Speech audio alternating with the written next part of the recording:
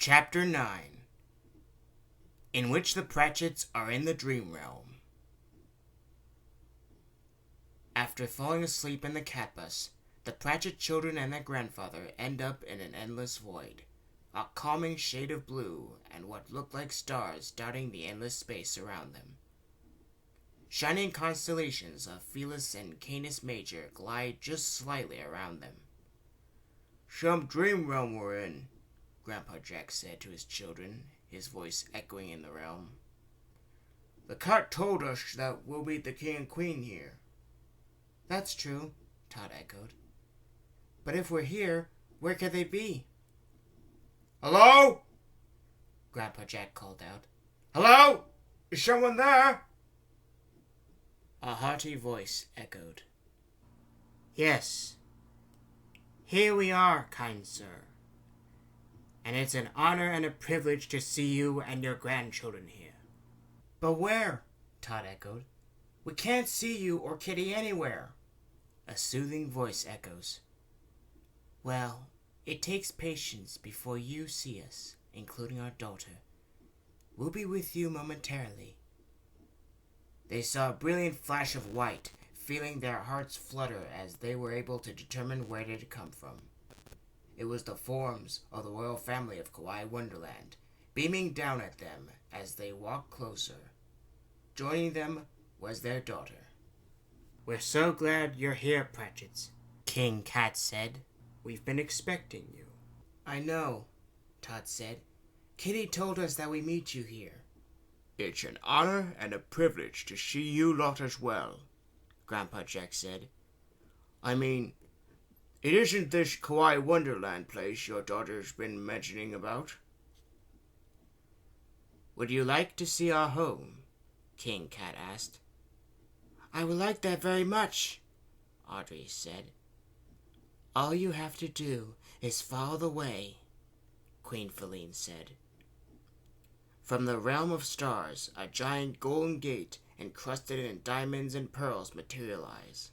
What the Pratchetts are standing on, instead of a void, is a purple rug of gold hearts, pink stars, and silver crescent moons that seem to stretch on for miles in front of and behind them. "Jumping crocodiles," Grandpa Jack said, amazed. "Not even the richest man in the world can afford a gate like this." "But where would the king and queen run off to?" Todd asked. Princess Kitty materialized in front of them, explaining, "This is the entryway to KAWAII Wonderland. You'll see the royal family again. They're sitting at Neko Castle. In the name of the kingdom, I shall lead you to them." She used her scepter to open the gates. "That's good," Grandpa Jack said. He was looking around. There were clouds everywhere so far. "What will we expect to see in this KAWAII Wonderland, Kitty? I wouldn't even put it past Dave to suggest going to a place like this." She raised her arms and spun in a circle, smiling. "Follow me, Pratchetts!" "Wait for us," the children said. Grandpa Jack noticed a group of kittens crowded around another kitten on top of a giant book with a red cover. All of them seemed to be reading the same book with a blue cover to do so. "Now I know how Alice feels when she stumbles into Wonderland," he said. "Down the rabbit hole she fell while chasing a white rabbit." "Why is everything so cold out here?" Todd asked. "We keep a constant temperate climate of 62 degrees, Princess Kitty said. "And it's on Fahrenheit here." "Fine by me," Grandpa Jack replied, shrugging. He saw a couple, a purple elephant and a penguin, snuggling together on a cloud. They were fast asleep, but had smiles on their faces. In a few minutes of following her down the rug road, materialized in front of them, there it was. It's like what the children imagined it to be, a kaleidoscopic kingdom of structures made of crystals and gems. All the 7 colors of the rainbow, of red and orange and yellow and green and blue and indigo and violet, flared in silently swinging circles. There were trees where the foliage are as pink as cotton candy, and bushes packed with berries, and bridges constructed out of emerald and sapphire. Even the roads are paved with gold. Along the bottom of the kingdom, there flowed a great sparkling river. In the middle of it lies an enormous castle. Neko Castle, the princess calls it. It was a palace constructed of pure white crystalline matter, with 2 mighty towers at each side. Their eyes widened with anticipation and wonder, with smiles on their faces. "Like a fairyland," Grandpa Jack whispered. "More than a fairyland," Princess Kitty said. "It is a wonderland. A wonderland that used to be my home. Aren't you all impressed by all this?" "We are, but..." Todd paused sadly. "What is it?" "We must remind ourselves that this is all just a dream." "He has a point," Grandpa Jack said. "And once we wake up from this, we'll end up being back on board the cat bus until we reach Bomvaria." "Maybe there's still time," Princess Kitty said. "The conductress told me that she'll stop by and let you know if we're approaching our destination. Now, if you want to spend time having fun, then you'll do as you please." "Can we?" Audrey asked. "You run along now." Princess Kitty smiled. "We'll be visiting my family later." Todd and Audrey went off, leaving their grandfather with the princess. "Well, Jack, aren't you excited about this place?" she asked. "But I'm not a little child anymore," he said sadly. "Why did you come along in the first place?"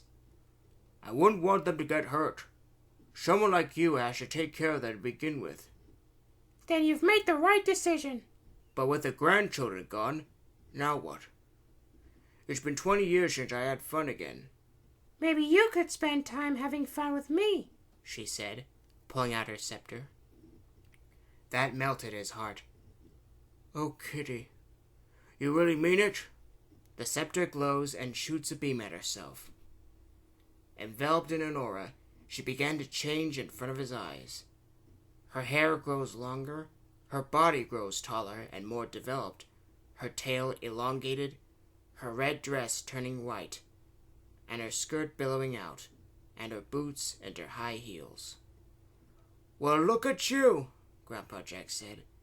But Princess Kitty shot up into a streak of stardust towards the clouds. "Kitty!" he shouted, and immediately goes after her. Eventually, he ended up in a cloudy field with a beautiful starry sky with interstellar clouds above him, looking for her. Running through, he saw a figure standing on top of a tall pedestal. He knew it was her. Finally reaching the clearing in the clouds, he can see her hurling stardust crystals up in the air, vaporizing into a comet. "Kitty!" he calls out to her. She holds another stardust crystal. This time, she crushes into dust and gently blows it towards Grandpa Jack, covering him in it. While he's brushing this stuff off, he winced as his blue nightshirt became a white and silver tailcoat tuxedo, and his slippers into white dress shoes. Looking up at the pedestal again, Princess Kitty leaps off and gracefully glides down toward him. He attempts to catch her, but her body disintegrates into dust. "Tanoshinde itadaikate imasuka," her voice calls out. "Kitty, where are you?" he shouted. He looks around while she rises up from behind, her smooth hands slowly enveloping him. "Tanoshinde itadaikate imasuka," the voice repeated. "I don't understand you," he said. She leaned closer and spoke into his ear. "Yaranakate ii desu." She tightens her grip, and they shoot up into the night sky. He screamed while he can see the ground slowly leaving him. She flies through the cosmic sky holding the old man, as the gleaming lights of KAWAII Wonderland are below them. "Don't let go of me!" he yelped, and buries his head in her shoulder. She uncovers his eyes and convinces him to look around as they fly. In just a moment, he starts to relax and enjoy it, as she points out things here and there. Looking down, he saw his grandchildren frolicking around the clouds in the kingdom, with a group of pink kittens with red eyes. Seeing them happy, Grandpa Jack has a look of wonder on his face. Then they fly higher and burst through a cloud layer with the full moon up in the sky. Sure, it may be impossible, but nothing matters. The breeze of the passing wind kept them at the constant temperature of 62, stimulating and invigorating them to feel so alive. Then, Princess Kitty convinces Grandpa Jack to move away from her and stretch out his arm like her. Reluctant at first, he does so and appears to enjoy himself. Then his grip starts to weaken, as they only hold hands and then fingertips. Suddenly, they lose contact, and he drops like a stone. She instantly flies down to grab him by the time he's about to hit the cloud floor. She hoisted him up, and he wraps her around the neck as they embrace. At this point, they fly past the moon. Princess Kitty appears to ask Grandpa Jack something, and then grabs him close as they fly. Just then, a flying unicorn with wings, 10 meters in height, flaps its way past them, startling him into laughter. They start flying downwards, through the cloud layer and towards the bridge to Neko Castle, with its crystalline twin towers. Princess Kitty glides in and deposits Grandpa Jack gently on the bridge. He is absolutely struck dumb with wonder and stares at her. "I was asking if you enjoy yourself," she said. "Are you?" Overwhelmed, he embraced her, never to let go. There was a flash, then she was back to normal. "I've never been this excited in my life," he said. "You think so?" she said. "Then it's a good thing you come with us. Oh, if you have the slightest idea what wonders await you in the years ahead after growing up." "I do," he whispered. "It's been lovely so far, with all the clouds and the buildings in the air. I haven't been this excited in 20 years before I lose the will to go far from home. It's a miracle to me, Kitty. Since I first met you, after 20 years of being a prisoner in my own house and feasting on oatmeal slop, I've taken my first step into a magical world." She released him and said, "You shall bring forth your ears, Jack. Already the sound of the trumpet isn't that remote. Loud enough to be heard from here to the bridge. Assemble your grandchildren. It's time to meet the royal family." As soon as the children rejoined Princess Kitty and their grandfather, they head inside Neko Castle. They found themselves standing in a corridor that stretched away in front of them as far as they could see. The corridor was so wide that a car could easily have been driven along it. The walls and the doors were all white to match the exterior. Furnished with statues and candle sconces of blue flames, the lighting was soft and pleasant. All throughout the castle, the sound of the royal trumpets blare, calling out to their princess. "I'm guessing that's what I call your lap of luxury, Kitty," Grandpa Jack said. "You might call it that, I'm sure," Princess Kitty stated. "So much memories of this place, this entire kingdom." Then she spotted the king's royal advisors. 8 animals on their hind legs just like a man, and dressed in court livery. They all immediately kneeled to her, relieved to see her in the kingdom again. "Your Highness," the owl said, "it is a pleasure to see your gay face in these corridors again." "I've come with my friends," Princess Kitty said. "They wish to see my family." "If that is okay," Grandpa Jack said to one of the advisors, "it's not like we're uninvited or something." "That's never going to be a problem in our kingdom," the rabbit said. "You see, you 3 seem trustworthy enough to gain access here," the fish said. "For you 3 have the purest of hearts," the crow said. "You are always welcome here," the poodle said. "Always remember that," the ostrich said. "As long as you do, you will have nothing to fear." "And now, Your Highness, you should head to the throne room with your party at once," the opossum said. "You wouldn't want to keep your own mother and father waiting, would you? That won't be ladylike if you do. Long may you reign." Then the royal advisors walk away. Princess Kitty walked to the center of the room with the Pratchetts. Behind her were large blue doors with figures of cats carved onto it. Behind these doors is where you'll see my family once again. This leads to the royal throne room. She moved towards the doors. With the Pratchetts following her, she used her scepter to open the doors. The throne room was as large as a football field. There were pink cats with red eyes who stand on 2 feet, wearing their matching robes, playing their royal trumpets to welcome them. A pink cat with red eyes, who was a page, announced the royal family, speaking as if he breathed in helium.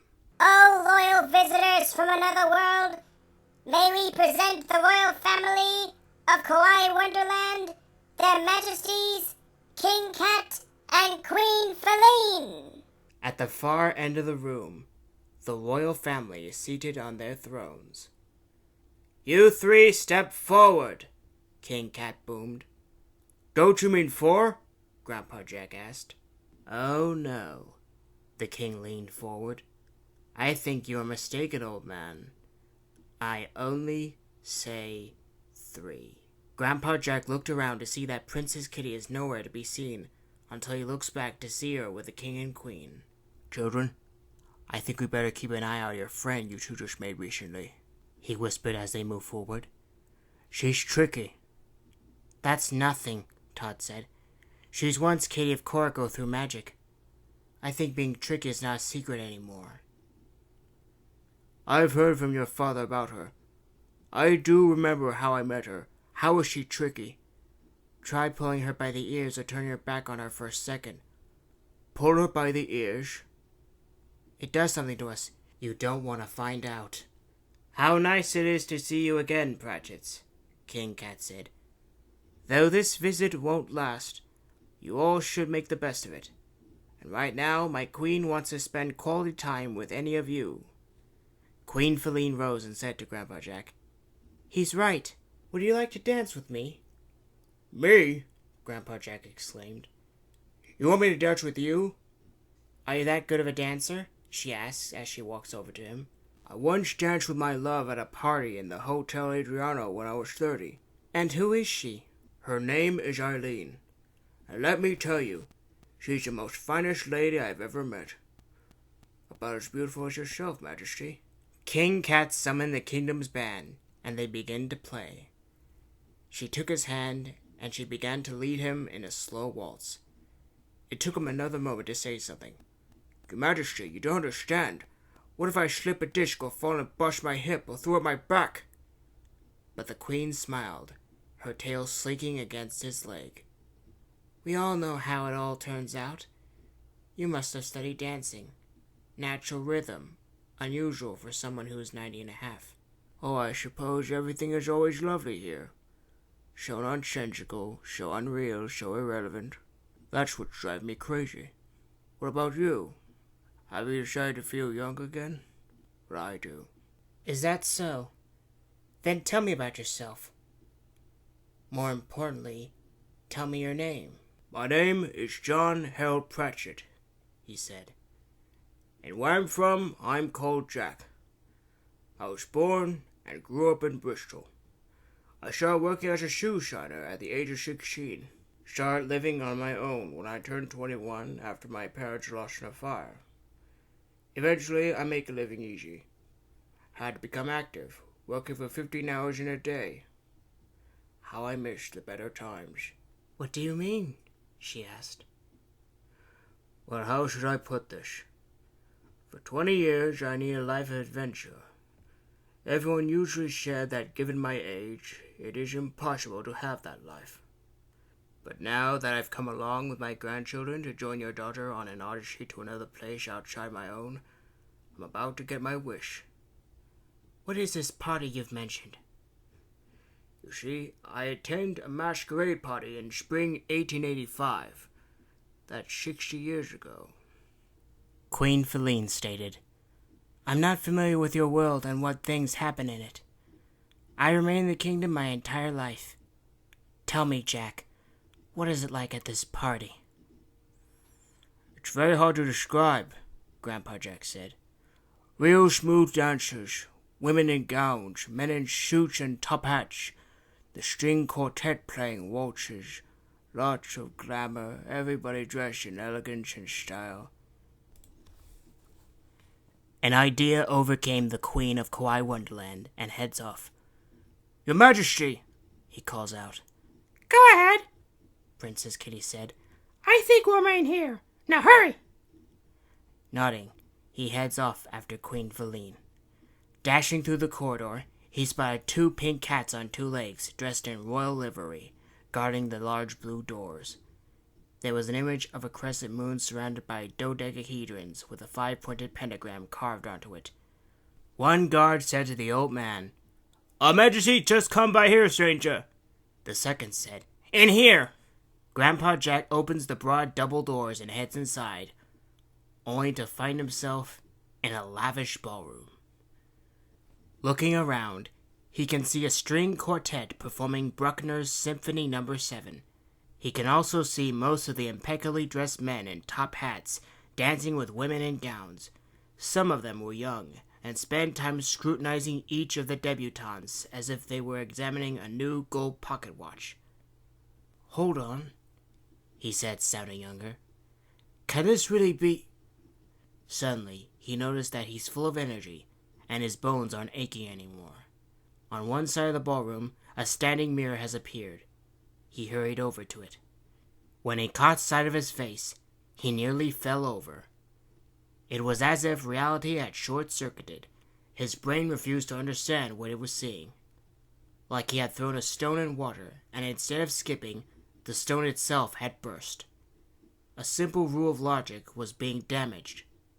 It was a man of 30 with black hair, dressed in a fancy tuxedo.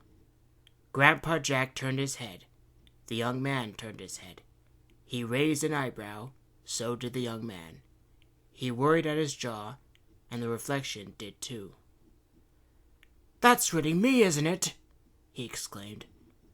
"Of course it's you." Queen Feline's voice lingers in the air above his head. "That's what you've imagined after all." "Please, Your Majesty," he whispered. "You don't have to. It's just that—" He turns around to see Queen Feline as a human, dressed in a blue gown. Even though he wasn't half cat like her daughter, she wears a white cat mask. "How do you know my thoughts?" he asked. "You don't even know them, first of all." "There is always a correct way to visualize," she said, her voice smooth. "This room is a perfect place to do that. Everything that pops into your head, it visualizes for you. The fantasy varies from individual to individual. Look around. Is this all correct?" "Everything is just what I remember, Majesty," he said. "It's just that—" She puts a finger to his lips. "Even though I'm not familiar with your world, this room visualized based on your memory alone. I'm just a queen of a kingdom, with a king for a husband and a princess for a daughter. And right now, I know what it's like." "And I'm guessing you're old-fashioned," he said. "By the way, Majesty, what's with the fashion in KAWAII Wonderland? Are they influenced by the Renaissance era or later?" Queen Feline extends her hand to the young Jack. "Dance with me, Jack, now that you're young. And please, just for this fantasy loan, please call me Queenie. Addressing me as Majesty feels off-place." "Queenie?" Jack asked. "That name means royal lady or ruler. Popular name during Victorian times." How fitting. It really is the spring of 1885. With that, he placed his hand on her hand, and they both walked towards the center. He held her hand while his other placed around her waist. They both danced around, staring at each other. Eventually, he lost himself to the dance, entranced by her movements with everyone watching. "Well, I'm at least not going to worry about not busting a hip or slipping a disc," he whispered. "Honestly, I never felt like this before, just like Kitty having fun with me. What do you think, Queenie? Like mother, like daughter? Like queen, like princess? Like monarch, like blue blood?" "How kind of you to criticize," she said. I hope my daughter did great things in where you're from. Great things? We send our daughter out into a new world, the only world one place in the universe can muster, despite me having second thoughts against it. Given that she already met and made friends with your grandchildren, I say she never felt happier. That includes you, Jack. Now, would you like to see her? I would like that very much. I would like to thank her for letting out the child in myself. Looking around, she said, Maybe we'll do this again sometime. Oh no, Jack blushed. I already have a wife. She laughed. Oh, Jack, I understand. Just because I dance with you doesn't mean I have romantic feelings for you. Could you imagine a half-cat queen from my world having romantic relations with a human nonagenarian from yours? Won't that be scandalous? Queenie leads him to a set of double doors. When she opened them, the two cat girls were standing outside, peering concernedly at them. Behind them, the crystalline corridor of Neko Castle. Grandpa Jack saw Princess Kitty, King Cat, and the Pratchett children coming here. Turning down to gaze into reflection on the crystalline floor, it seemed that he was back to his old self. You like what my queen has shown you? King Cat asked. What's inside the fantasy chamber? The fantasy chamber? Grandpa Jack asked. Inside these doors, your fantasy is what awaits you. It varies from individual to individual, for those who believed. Then what happens if I don't believe? As the old proverb states, those who don't believe in magic will never find it. Grandpa Jack turns and peers inside through the doors. Instead of a lavish ballroom, there is nothing but a huge empty room made out of crystal. The room was empty for you to prove a point, King Cat explained. As long as you still believe, you could be sure anything can happen. You wish to thank me, Jack? Princess Kitty asked, smiling. Anything for you and your grandchildren, I'd be more generous. In the name of the kingdom, you will be my friend. Well, it's another friend you shall have, Grandpa Jack said. But what will you do? If I should live in your city, I must have friends who can play with me, and importantly, have fun with me. Have fun? As in going on an adventure? Exactly, Princess Kitty said. I've been taught how to do great things. I've been taught how to help others in need. My father shaped my destiny, and others expect me to fulfill it without fail. The princess has spoken the truth, King Cat said. May our daughter reign the new world forever. Grandpa Jack saw the conductors of the cat bus coming her way. Enjoying yourself? She asked. Too bad it won't last, by the way. Dear Puss, Audrey squeaked. So glad you're here again. Drop the dear puss shtick, Alice, purred the conductress. I just came to the dream realm that the cat bus will arrive at our destination shortly. We must be on our way. Where shall we see you again, Majesty? Todd asked. That depends on whether our princess decides to take you there, Queen Feline said. If she does, we shall be waiting. King Cat waved. Owakare, Pratchetts, and may our daughter bring joyousness to you and the others who deserve it, forever. Soon the entire kingdom, Princess Kitty and her family, even the conductress, faded away, and the realm went black. Once Todd and Audrey and Grandpa Jack opened their eyes, they wound up in bed on board the cat bus.